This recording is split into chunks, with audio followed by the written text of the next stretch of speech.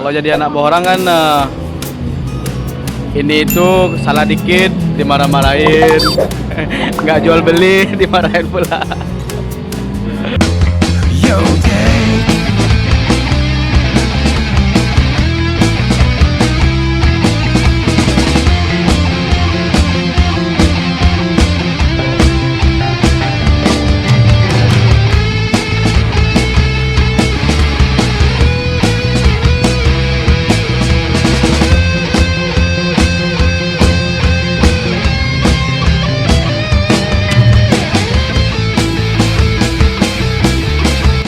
Assalamualaikum warahmatullahi wabarakatuh. Kali ini saya berada di sebuah kedai dari adik kita ini.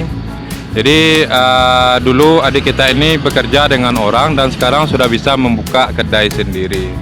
Nah, ini lokasinya tidak jauh dari Masjid Baitur Rahmah. Nah, lokasi kafenya Kedai Si Bungsu ini. Dan kalau dari arah sana juga, nah ini pas di depan Gajah Motor ya, atau Honda ya.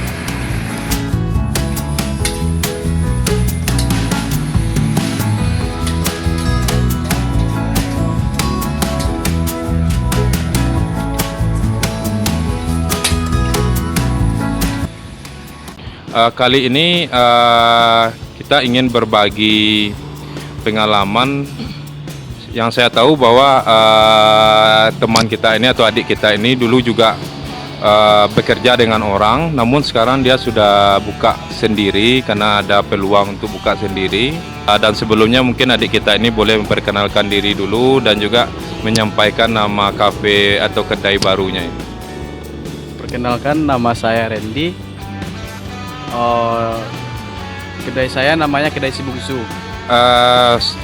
Selama di Padang kira-kira udah berapa kali bekerja dengan orang lain atau ikut dengan orang? Kalau kerja sama orang udah 3 tahun sih, tapi dalam waktu 3 tahun tuh 3 pula tempatnya, setahun. Kira-kira waktu bekerja dengan orang lain itu apa suka dan dukanya? Itu mungkin dari tantangannya lah dulu, dukanya mungkin ya. Apa tantangannya kalau bekerja dengan orang itu? Kalau tantangannya sih disiplin sih, tapi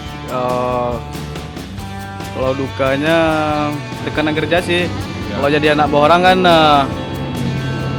ini itu salah dikit dimarah-marahin, nggak jual beli dimarahin pula. Nah, jadi kemudian kita akan coba membahas tentang nominal gaji. Jadi kalau untuk pekerjaan seperti waiter, apalagi misalnya tukang parkir, bartender, atau yang bekerja di kafe atau juga di seperti leasing itu berapa sih perkiraan gaji bagi kita yang pemula? Nah, jadi untuk pengalaman si Randy dulu waktu awal-awal bekerja itu kan tadi ada 3 tempat kerja. Jadi kira-kira berapa digajinya, per hari kah, per bulan kah, atau adakah sistem bonus dan lain sebagainya? Kalau tempat kerja yang pertama sih sistemnya sistem bulanan. Pertama kerja dikasih gaji bulanannya 600.000, gaji pokoknya 600.000, uang lemburnya 5.000 per jam. Tidaknya dalam sebulan tuh saya menerima 1.200.000. Selama setahun saya kerja di situ, selama 3 bulan cuci piring.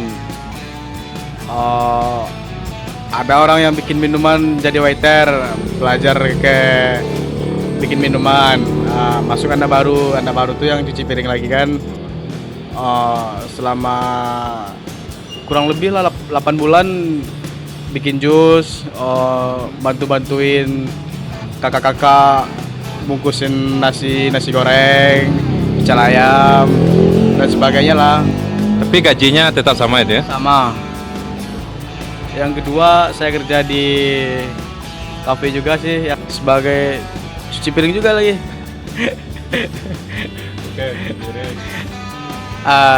Belajar bikin minuman. Gajinya 1.200.000 per bulan. Per bulan. Kisaran Oh, 40.000 sehari. Berarti kalau berarti stabil itu ya 1.200.000 itu mau rugi mau untung gaji kita 1.200.000. Ya, mau untung mau rugi gaji per bulan kita tetap 1.200.000. Tapi kalau nggak masuk atau sakit dipotong nggak? Kalau di tempat yang pertama sih nggak dipotong, di tempat yang kedua ada dipotong. Oke, yang di tempat yang ketiga. Tempat yang ketiga all kerja sebulan, trainingnya sebulan, terima gaji 1 juta sebagai bartender. Yang ketiga Ya, sebagai bartender gajinya 1 juta per bulan. Bulan kedua naik 1.200.000, bulan ketiganya 15. Uang makan, uang lemburnya dikeluarin. tambahannya. Biarpun dalam masa training dan udah jadi karyawan. Kalau di tempat pertama tadi berapa lama bekerja di situ? Setahun lebih kurang. Yang kedua? Cuma setahun juga. Yang ketiga? Setahun 2 bulan. Setahun 2 bulan. Nah, jadi seperti itulah nominal gaji ya, dan juga jenis pekerjaan yang didapatkan kalau kita sebagai pemula itu, dan juga itu mungkin karena itu yang lebih mudah masuk ya. Jadi untuk jadi tukang cuci piring itu kalau ada lowongan dan kita butuh kerja, biasanya itu yang lebih mudah masuk, tukang cuci piring kah, atau jadi pelayan kah, atau waiter itu. Nah, itu lebih mudah masuknya biasanya tidak terlalu banyak syarat-syarat lah, yang penting kuat begadang, kuat begadang, bisa nyuci piring, ramah, jujur, mau bekerja keras. Nah, jadi untuk nominal gajinya ya begitu. Seperti yang Randy bilang tadi, dia dari awal itu cuci piring, kedua cuci piring, dan juga jadi bartender, jus, waiter pernah juga kan? Nah, waiter dan lain-lain. Berarti kisaran per harinya itu ya sekitar 40 ribuan lah, atau mungkin 50 ribuan sampai 60 ribuan itu. Nah, itu tergantung berapa lama kita kerja, jenis pekerjaan yang kita lakukan. Kalau yang punya lahan luas di kampung ya pikir-pikir dulu kalau mau mencari kerja di kota ini. Mana yang lebih besar kira-kira, bertani jagung, bertani padi, menanam kopi, menanam karet dan lain sebagainya itu, dibandingkan dengan bekerja serabutan di kota. Belum lagi biaya kos, ngekos, biaya makan sehari-hari, transportasi dan lain sebagainya. Ya kalau gaji 1 juta berapalah bersihnya untuk kita, kadang ya untuk habis tiap hari aja. Nah, jadi kalau saran saya, kalau ya bagi kawan-kawan yang di desa, ya kalau ada lahan mungkin lebih besar gajinya, kita mengolah lahan, ya carilah caranya menjualnya, apa tanamannya. Adik kita ini tadi katanya sudah bekerja dengan orang itu kurang lebih sekitar 3 tahun ya. Dan sekarang ini adik kita ini membuka usaha sendiri. Nah, jadi yang ingin kita tanyakan itu, kenapa kok sampai tidak lagi ikut bekerja dengan orang lain dan membuka usaha sendiri? Ya kalau kerja sama orang terus kan kapan kita majunya. Setidaknya kalau kita buka usaha sendiri, berapapun yang kita terima, hati kita tenang. Targetnya kita yang nentuin, bukan orang lain. Kalau kita nak mau buka ya buka, kalau nak mau tutup ya tutup. Setidaknya Kita bisa mengatur waktu. kita bisa mengatur waktu kita sendiri. Nah, oke. Nah, jadi itu kenapa adik kita ini mau membuka usaha sendiri, karena mungkin pengalamannya selama 3 tahun itu ya, kalau kerja sama orang ya tentu orang lain yang menentukan segala sesuatunya kan, mulai dari waktu, mau sakit juga ya tetap kadang terpaksa masuk juga itu. Nah, mau letih ya kadang harus masuk juga gitu. Kalau enggak mungkin bisa jadi ada kemungkinan dipecat, dikurangi gaji dan lain sebagainya. Nah, kemudian yang mau kita tahu itu bagaimana prosesnya bisa membuka usaha sendiri seperti ini. Apakah mungkin bisa dijelaskan dari modalnya, apakah memang modalnya sudah ada, atau ada yang membantu modal atau kerjasama dan lain sebagainya, dan juga mungkin sampai pemilihan lokasi, dan mungkin juga nanti bisa digambarkan berapa biaya-biaya yang perlu diperkiraan aja ya, biaya-biaya yang perlu dikeluarkan untuk membuka kedai seperti ini. Kalau masalah biaya sih udah ditentuin sama keluarga. Kalau masalah mencari tempat, ya kalau di sini tempatnya bagus sih. Setidaknya ada kantor, perusahaan, rumah sakit, kampus, dan sebagainya. Nah, jadi begini, kan tadi kita ini menjelaskan bahwa modalnya itu sudah ada dibantu oleh keluarga lah intinya kan. Dan masalah konsep tentu tadi dikatakan dia yang mungkin juga bersama keluarga juga kan membahasnya masalah lokasi dan lain sebagainya. Nah, tapi kan untuk membuka usaha itu kadang kita butuh pengetahuan juga. Jadi apakah memang ini yang digunakan ada ilmu selama 3 tahun itu, atau jangan-jangan memang sebenarnya bekerja dengan orang itu disengaja untuk mencari ilmu juga gitu kan, untuk membuka usaha sendiri atau bagaimana? Ya kalau masalah ilmu sih ya selama 3 tahun tuh. Ya kerja sama orang dari cuci piring, belajar bikin minuman, belajar masak dan sebagainya. Ya dari ketiga tempat itulah, setidaknya dalam jangka waktu 3 tahun itu adalah ilmu yang didapat, banyak sedikitnya. Tapi apakah memang ada tujuan bekerja dengan orang untuk cari pengalaman dulu atau bagaimana? Ya kalau kerja sama orang sih, kalau bagi saya sih sudah target setidaknya 3 tahun, 4 tahun, 5 tahunan lah.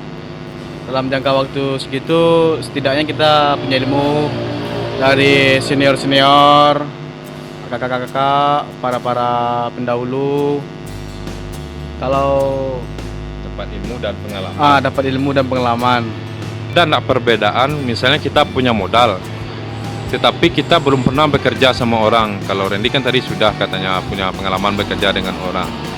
Nah, dibandingkan dengan orang yang punya modal tetapi belum punya pengalaman bekerja sama orang, belum pernah jadi tukang cuci piring, apalagi usahanya itu ya berkaitan dengan kafe dan lain sebagainya. Jadi dia tidak punya ilmu. Kira-kira ada perbedaan nggak antara kedua itu? Kalau kita punya modal aja, kalau kita nggak punya ilmu, setidaknya kita bisa dibodohin sama karyawan. Contohnya masalah pengeluaran, pemasukan. Dibilang pemasukan 3 juta, jadinya pengeluarannya bisa 4 juta, min lagi kan.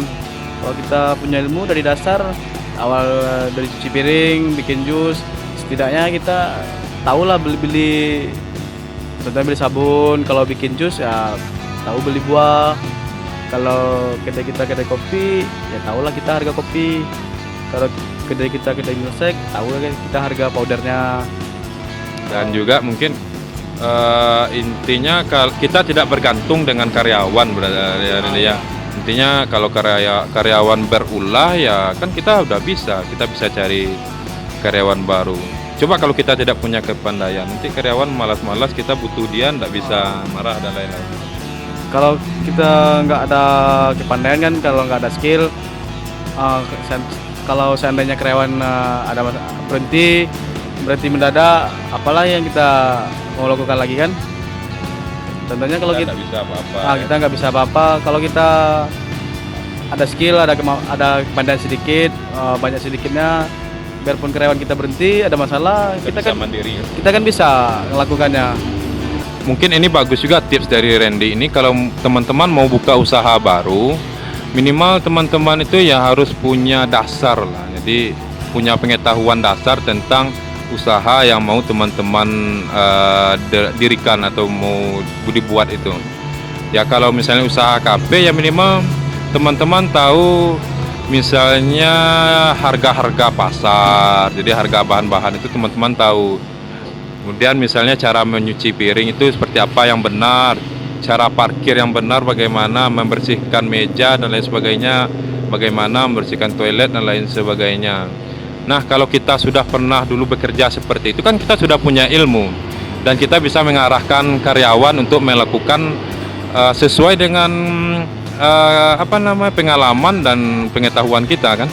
Nah, coba kalau kita tidak pernah bekerja sama orang dan tidak punya ilmunya, ya bisa jadi ya seperti Randy bilang tadi, kita dibodohi oleh karyawan kah, kita tergantung sama orang lain kah? Tapi kalau kita sudah punya ilmunya kan ya mau yang lain tidak datang, mau berhenti dan berulah juga kita kan bisa memanajemennya sendiri. Jadi tidak tergantung sama orang lain. Bahkan kalau tidak ada orang lain pun kita sendiri bisa buka gitu kan.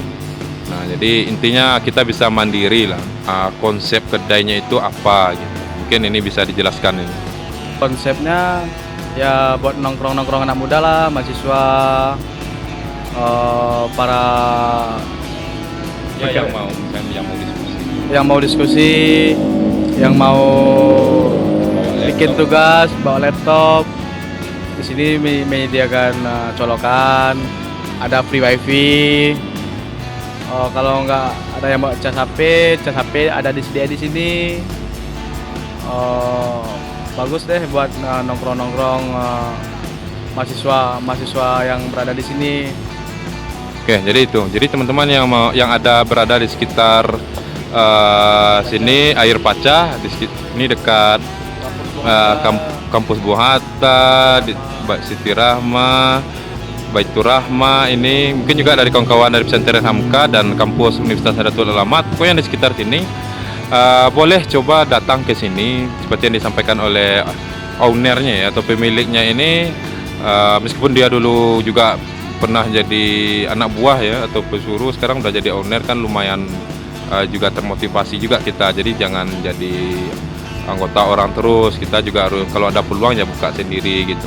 Nah, seperti yang disampaikannya tadi, di sini disediakan ya teman-teman tidak perlu takut kehabisan baterai. Jadi kalau soal colokannya lengkap, kalau yang mau buat tugas kuliah wifi-nya ada. Jadi teman-teman bisa cari-cari tugas di sini. Mau duduk berapa jam pun tidak akan jadi masalah gitu kan. Jadi bisalah berlama-lama di sini, mau diskusi, membahas perkuliahan, membahas apapun, atau konsultasi dengan dosen ya juga bisa di sini aja dosennya ke sini kan.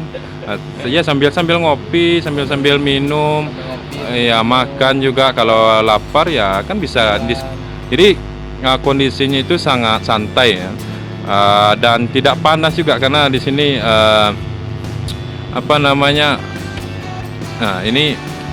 angin ini masuk di sini, angin cukup masuk dan kondisinya itu sangat terbuka ya. Terbuka. Nah, jadi tidak panas. Nah, sejuk lah intinya kalau di sini. Jadi sangat direkomendasikan sekali bagi teman-teman yang mau nongkrong, mau belajar, diskusi dan lain sebagainya untuk bisa datang ke kedai Si Bungsu ini. Nah, kemudian alamatnya kedai ini di mana dan bukanya dari jam berapa? Ini mungkin bisa dijelaskan oleh ownernya. Kalau alamatnya di Jalan Bypass, kilometer 15 depan Gajah Motor,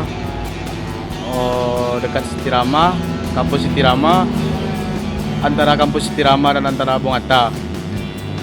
Bukanya kalau sekarang sih jam 11 sampai jam 11 pagi. Jam 11 siang sampai jam, tergantung sih, paling tidak sampai jam 2 atau jam 1 subuh.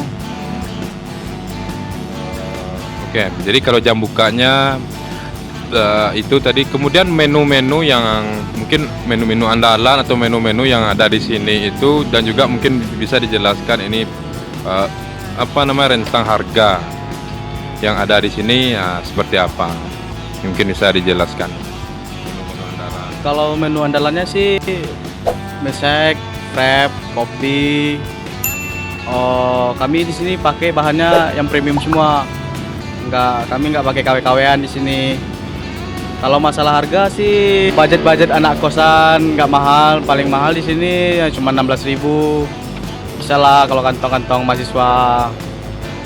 Kalau makanan di sini apa-apa aja yang ada dan rentang harga? Kalau makanan di sini paling mahal ya 13.000. Ya 13.000 paling mahalnya. Yang paling mahal tuh kue tiaw. Kalau apalagi menunya selain kue tiaw? Nasi goreng spesial, nasi goreng biasa, mie rebus, mie kuah, mie goreng, kue tiaw, martabak mie, dan lain sebagainya.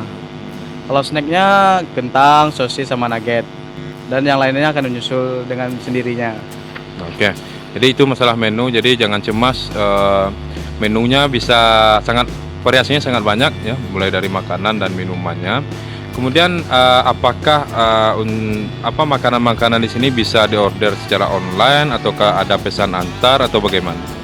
Kalau masalah online-nya, kalau GoFood masih dalam proses, tidaknya 3 hari ke depan udah bisa dipesan dalam GoFood. Kalau masalah antar ke rumah, bagi kami di sini bisa melalui telepon, WA. Nah, ya, mungkin ini ada media sosial Kedai Si Bungsu. Jadi boleh teman-teman nanti media sosialnya akan saya taruh bagian bawah. Teman-teman bisa cari-cari informasi tentang kedai ini di sana, dan juga mungkin kalau mau pesan dan lain sebagainya boleh juga tanya-tanya di sana. Nah, jadi mungkin ada ini kita menjelaskan apa media sosial dan untuk bisa memesan di kedai ini. Kalau media sosialnya, nama Instagramnya Kedai Si Bungsu. Kalau pesan melalui nomor HP atau WA 0852 7124 4252. Yo, gang.